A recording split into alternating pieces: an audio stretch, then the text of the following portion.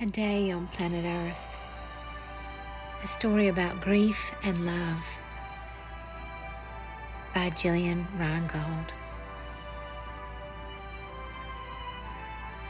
There is only Earth Day. There is no other day but Earth Day. The story carries us into ourselves and around the world. It takes place in the womb to become an egg. It goes back in time into space. It seeks its own source in love. Everything I learned about myself is true about this story. This story can be about a photograph, a poem, or love. These are the ingredients of the story. Space womb is the setting. Light is the journey, and kindness is the inevitable outcome. Space is a womb that holds us to embrace everything in the ground zero of all compounded things. Space is a mother who loves us. Earth is a mother who knows us. The child is her story. Time stops everything from happening at once. There is no hero. There is only a mother, birthing, growing, decaying, and passing away. How does an egg decay? It sloughs off, tearing the womb lining, washing into the ocean. This is the story of an egg. It pushes, releases itself, and lets go into the womb of space in a rich embrace of liquid light, like a gigantic fluorescent squid skimming the ocean floor's inscrutable surface, in a density of species compressed like antimatter. For all we know, space is an afterthought of light, an event horizon in a ceaseless spiral. The only ground we have is our story.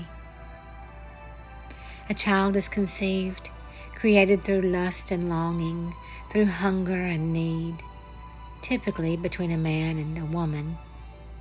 And all the spectator souls who magnetize near their coupling are bits of antimatter drawn in like iron filings. We have not spoken about the heart. A child is born of a mother and father who may not have been well suited to raise a child together. But she exists for the story to unfold, carrying us with her. The father dies when the girl is 3, sending the mother into a tailspin, like a planet knocked off its ellipse. She spins toward the sun, hopefully toward awareness. The story of the mother is another story. And here enters the heart. Wisdom is the great womb that nourishes all sentience. Its essence is light, the source of which resides in the human heart. Indeed, any holder of light, of sentience, possesses and is possessed by a heart. In our story, the child invents the mother. She originates and excoriates time to shatter notions of linearity. When grief grips a mature awareness, time ceases. The passing of love produces waves of sensory wisdom.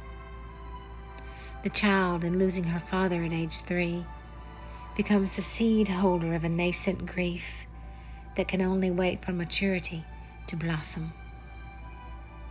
Grief's flower produces poetry, like pollen. Here the story continues.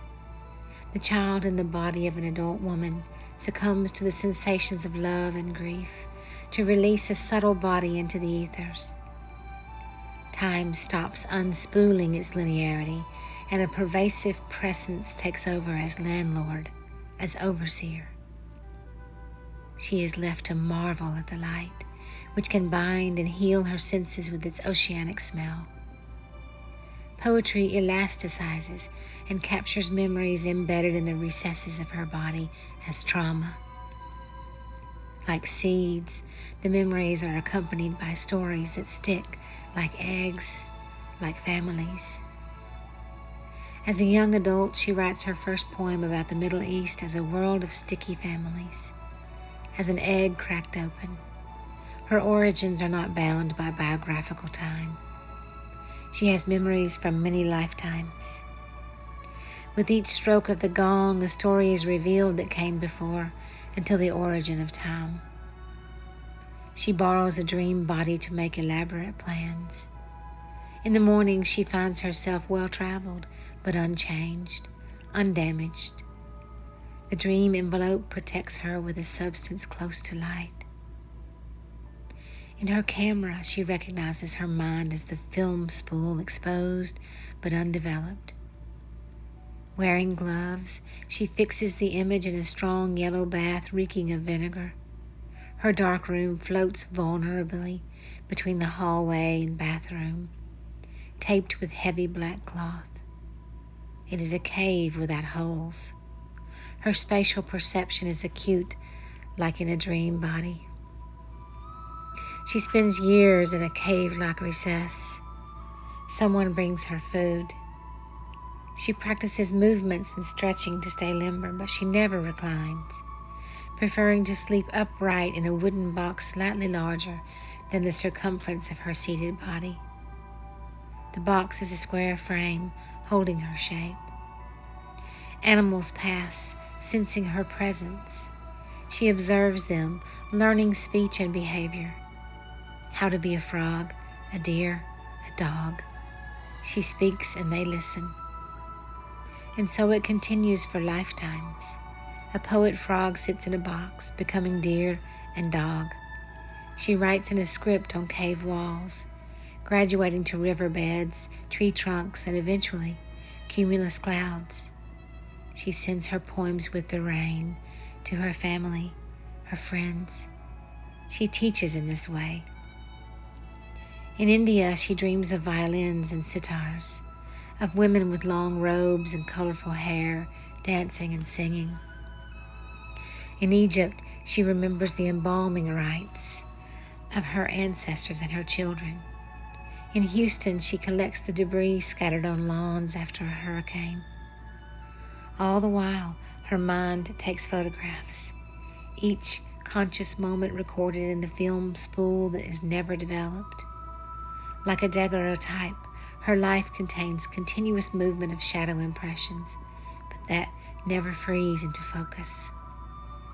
Like a film projected at 24 frames per second, but made of stills that appear as if in motion. In Benares, the Blue Boys hold their RT rituals at sunset, where the 10 white horses were sacrificed. She marvels at their movement, at the lit lamps dancing in twilight. All the blood washes away by a dancing blue god, watched by an angry goddess, tongue lolling with blood. She notices the emotions of the gods are not embodied, but displays of kindness. She notices the dogs warmly content by the burning bodies. They wait for the skulls to loudly pop. In that moment, they casually rise to make room for their kindred friend. She notices how the monkeys still burning cigarette butts. The Shiva Ganga Express hurtles her body toward Bodh Gaya, past Luxor palaces that weep at their former glory and their loss of musicianship. Bodh Gaya, where the Mahabodhi stupa rises to the sky, where many thousands, hundreds of thousands, enter and exit its circular grid. Floating in bubbles and pops, she photographs their lights, the departed souls who travel with pilgrims. She remembers the dolphins painted on the ceiling of a ramshackle flat in South Tel Aviv, how they attracted orbs and spheres recorded in photographs. Over time, the technology changes, but the shapes remain familiar and recognizable. Gillian Reingold is a writer, sound healer, and space holder based in Jerusalem. You can find her at elephantjournal.com.